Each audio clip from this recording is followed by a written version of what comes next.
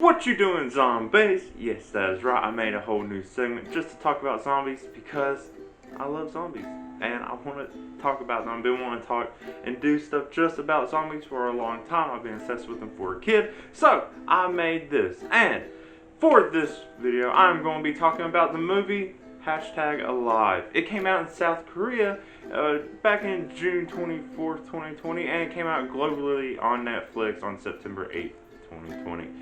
Yeah. Oh, was so excited to see another South Korea movie. There was Train to Busan, which is one of my favorite movies of all time.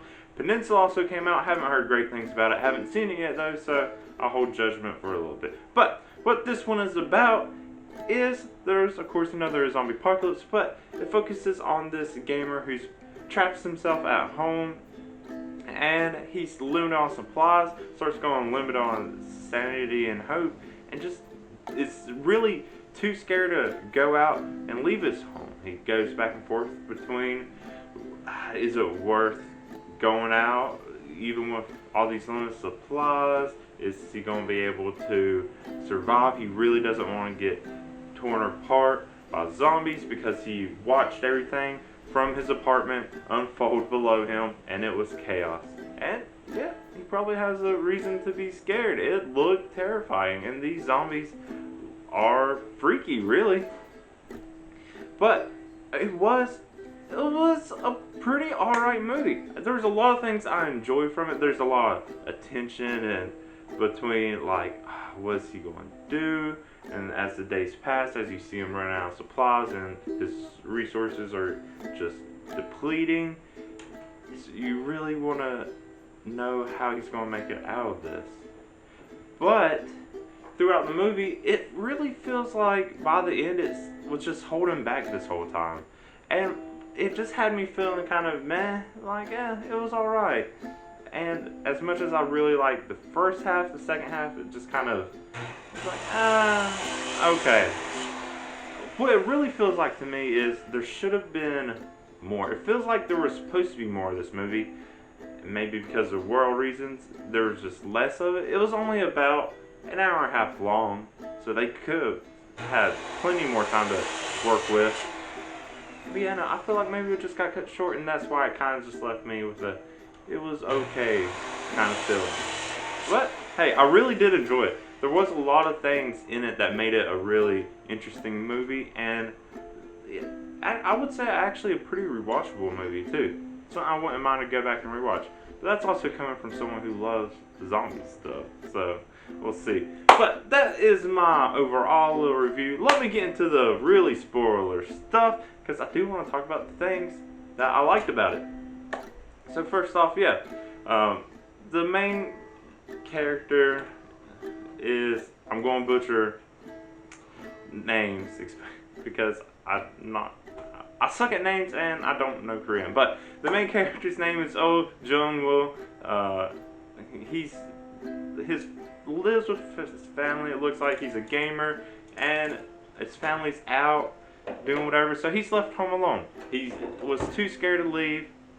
He didn't listen to his mom, so he didn't buy groceries. So he's literally left with what's like pretty much what a broke college student would have been left with. It some snacks, maybe some instant food, but that's pretty much it. And then the main other character who shows up around halfway is a woman named Yoo-bin. I think that's how you say it. I don't know how to say names. Anyways, we don't really learn much about her except for maybe she was a climber. I don't know. Halfway through the movie when she comes in, you see she has traps rigged up and she has a tent in her living room. I don't know. Instantly upon seeing her and the things she does, she seemed a lot more interesting than the main guy. But then it also seems like she probably maybe had things under control at the beginning better, so she wouldn't have been as interesting emotionally to watch, because we see he is desperately trying to get in touch with his family, and he really can't. And then when he finally does, by leaning out a window with a selfie stick, is that he listens to a voicemail that is pretty much just his family dying. And yeah, he just loses it. And he's losing his sanity, his faith. He finally goes berserk and leaves his house after saying he wouldn't. And hits a zombie, runs away from some others. And that's about as brave as we see him for a while.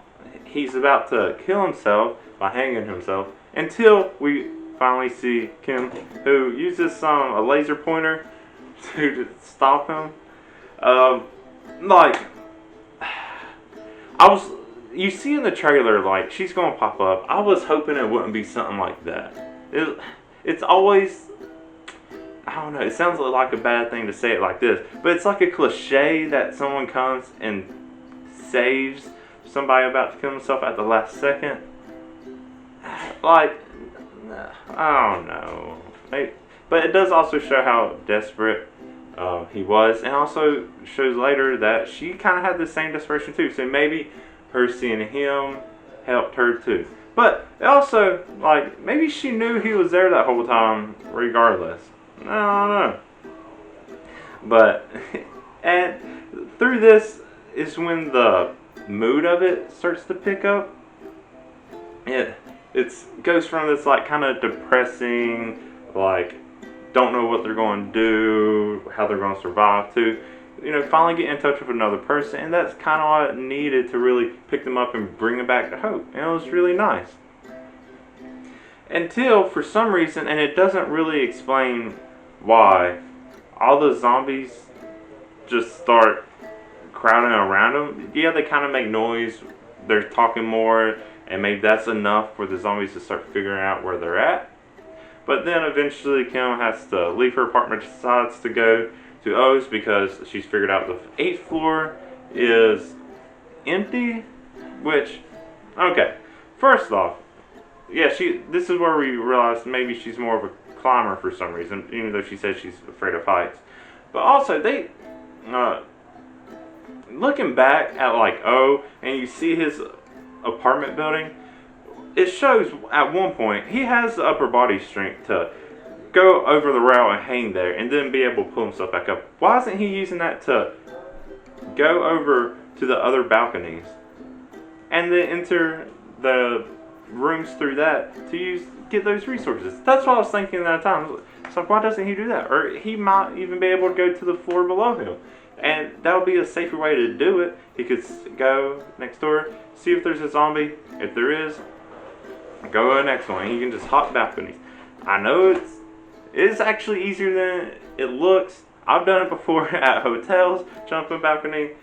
I'm not that fit of a person, even though I do like climbing stuff. So yeah, that was a weird thing. It's like, of course, he's not me. He's not my character. He's not thinking about himself.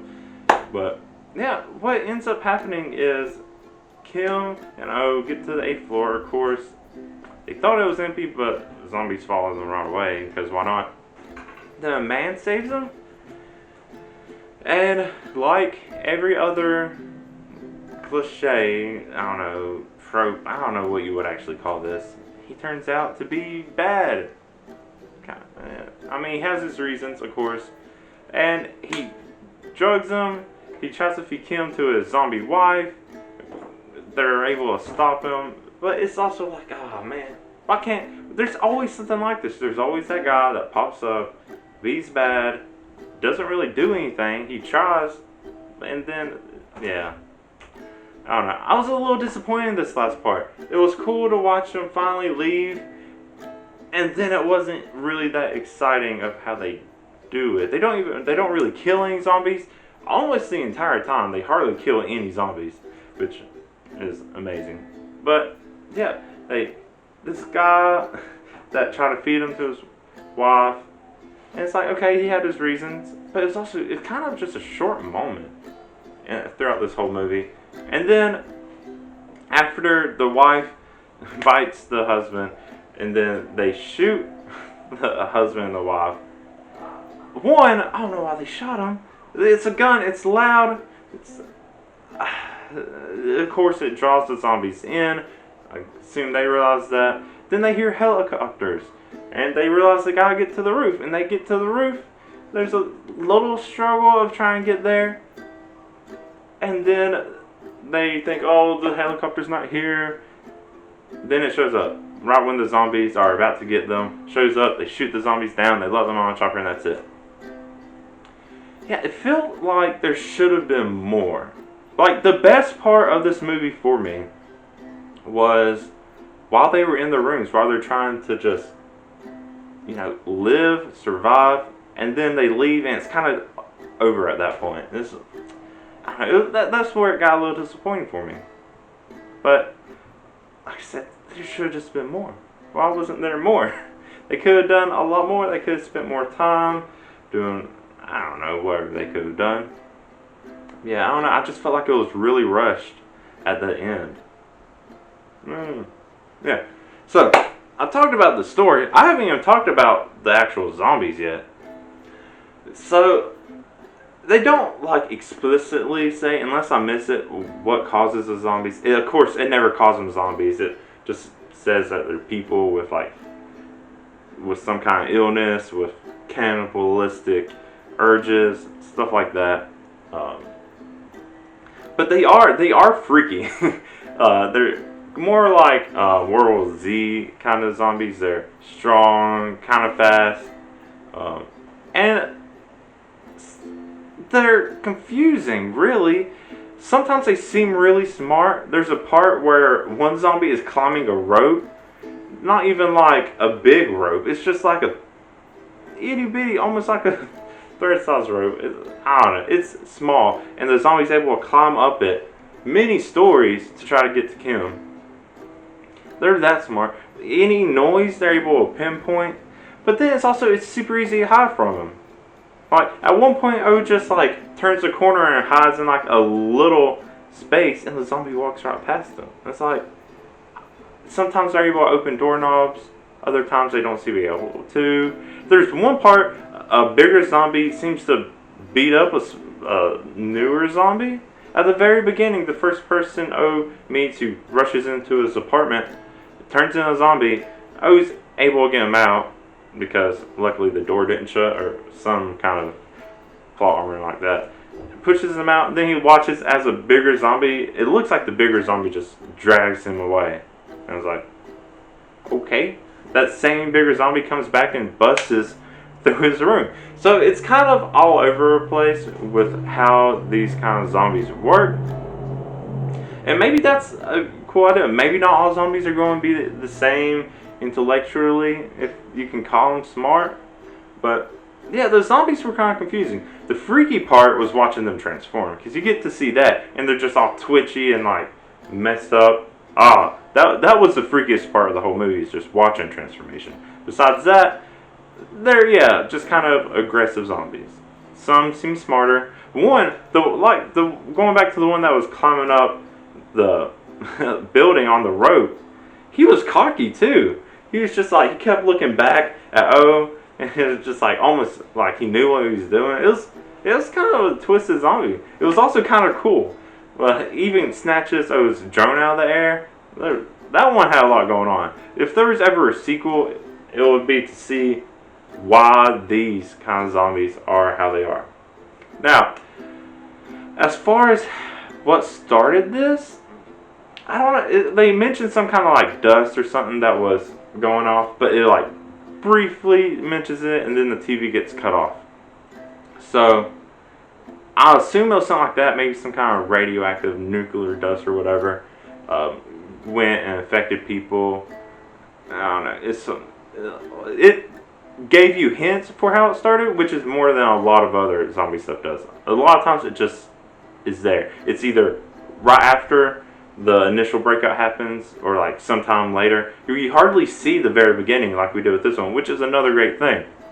But going back to how it ends, it seemed more of a very localized thing. I think it happened throughout Korea, but it seemed like it only happened mainly in these cities.